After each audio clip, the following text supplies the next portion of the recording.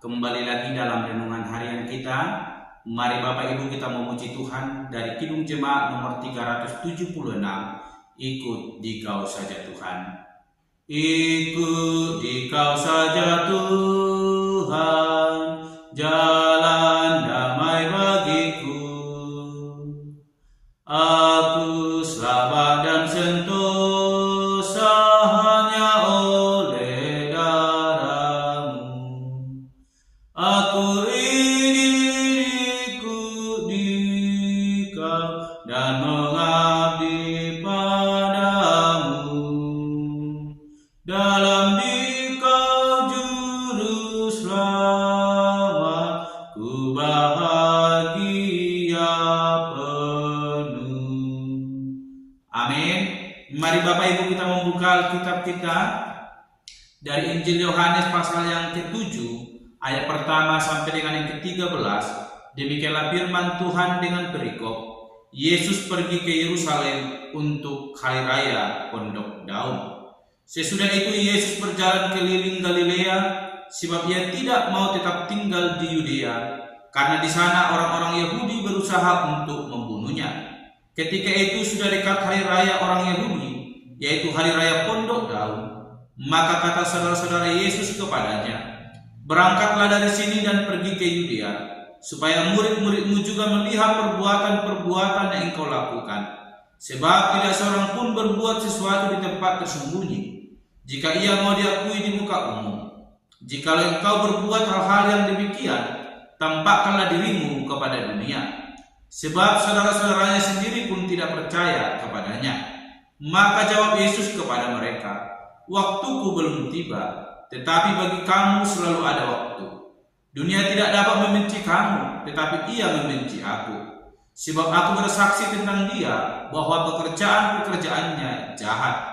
Pergilah kamu ke pesta itu. Aku belum pergi ke situ, karena waktuku belum genap."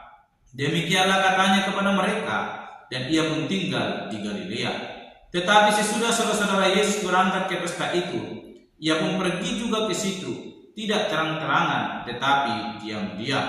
Orang-orang Yahudi mencari dia di pesta itu dan berkata, "Di manakah ia?"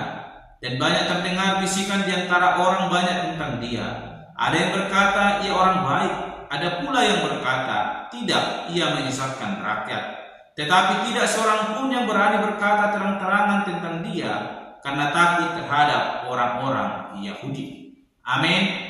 Bapak Ibu saudara yang terkasih dalam nama Tuhan Yesus Kristus, kita kembali merenungkan firman Tuhan, dan saya memberikan tema bagi kita semua, ikut kehendaknya. Sekali lagi, ikut kehendaknya. Bapak Ibu saudara yang terkasih, Yesus melakukan banyak mukjizat, bahkan kuasa penyembuhan, sehingga ada banyak orang yang datang mencari Yesus. Popularitas tentang Yesus semakin meningkat. Oleh karena itu, Yesus dianjurkan oleh saudara-saudaranya supaya hadir dalam pesta perayaan Pondok Daun di Yudea. Namun kita melihat apa yang disarankan oleh saudara-saudaranya bertujuan supaya popularitas Yesus semakin meningkat dan semakin banyak orang yang mengenal Yesus Kristus. Namun jawaban daripada Yesus Kristus sangat singkat. Ia berkata, waktunya belum tiba. Ia harus mengikuti kehendak Bapa, bukan kehendaknya sendiri. Dari hal ini kita boleh belajar bahwa dari Yesus, seorang Mesias, seorang yang punya kuasa, tidak sembarangan mengambil keputusan. Ia tahu bahwa apa yang ia kerjakan adalah pekerjaan yang dikehendaki oleh Bapa yang mengutusnya, sehingga ia harus taat dan ikut kehendak Bapa yang telah mengutusnya. Karena Yesus tahu bahwa apa yang dikehendaki oleh saudara-saudaranya itu adalah keinginan semata dari mereka, sebab mereka juga tidak percaya kepada Yesus.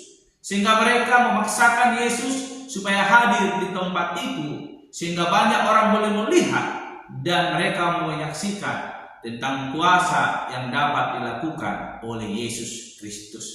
Namun kesederhanaan boleh disampaikan oleh Yesus Kristus.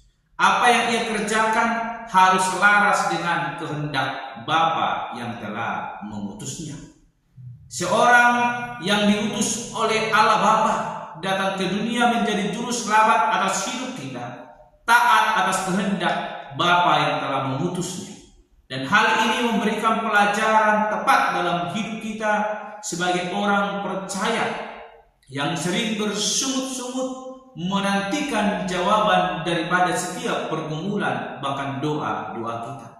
Dari Yesus Kristus kita boleh belajar bahwa ada kesabaran yang perlu kita miliki untuk menanti jawaban daripada Tuhan. Ketika apa yang kita doakan, ketika apa yang kita gumulkan belum terjawab, berarti kita harus menantikan kehendaknya boleh terjadi dalam diri kita. Yang perlu kita lakukan adalah mengikuti kehendaknya, bukan memaksakan kehendak kita. Sebab akan tiba waktunya, sebagaimana yang dikatakan oleh Yesus Kristus, belum tiba waktunya. Demikian dengan berkat atau pertolongan akan Tuhan nyatakan dalam hidup kita. Jikalau hari ini kita bergumul, jikalau hari ini kita berdoa, jikalau hari ini kita memohonkan kepada Tuhan dan Tuhan belum menjawab, mari ikut kehendaknya. Mari kita lakukan apa yang menjadi pekerjaan kita. Maka akan tiba waktunya Tuhan mengizinkan kita menikmati apa yang boleh kita rindukan. Tuhan akan menjawab apa yang boleh kita gumulkan, boleh terjadi dalam diri kita. Oleh karena itu Bapak Ibu saudara yang terkasih, dari Yesus Kristus kita belajar sebagai Sang Juru Selamat ada titik yang harus kita patuhi, mengikuti kehendak Bapa sesuai dengan waktunya. Tidak gegabah, sebab ketika kita gegabah akan terjadi persoalan sebagaimana yang dilakukan oleh Yesus Kristus. Apakah dia takut dengan orang-orang yang berusaha membunuhnya? Tidak, tetapi ia berusaha melakukan kehendak Bapa, mengikuti apa yang Tuhan kehendaki. Ketika tiba waktunya, ia akan melakukannya. Demikian dalam hidup kita. Mari kita bersabar menantikan apa yang Tuhan kehendaki dalam hidup kita. Jangan gegabah mengikuti keinginan dunia sehingga membuat kita terjerumus dan lari daripada jalan Tuhan. Tapi melalui apa yang dilakukan Yesus Kristus, dia tidak mencari popularitas, sebab akan ada waktunya semua orang akan mengenal kebenaran itu. Demikian dengan hidup kita. Mari miliki kesabaran dan mengikuti kehendak Tuhan.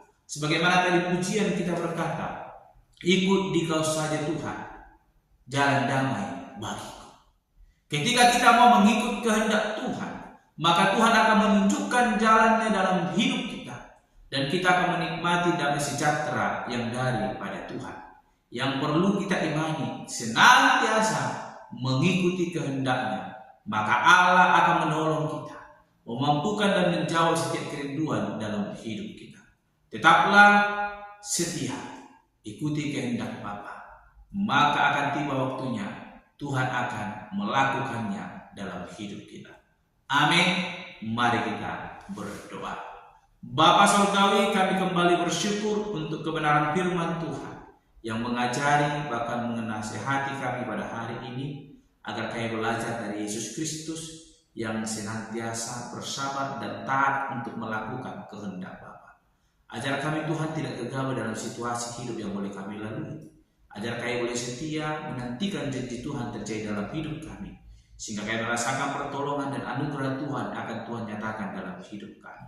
Terpuji termulia Engkau Bapa. Di dalam nama Tuhan Yesus kami berdoa dan senantiasa mau mengikut kehendak-Mu. Haleluya. Amin. Shalom Bapak Ibu. Tuhan Yesus memberkati.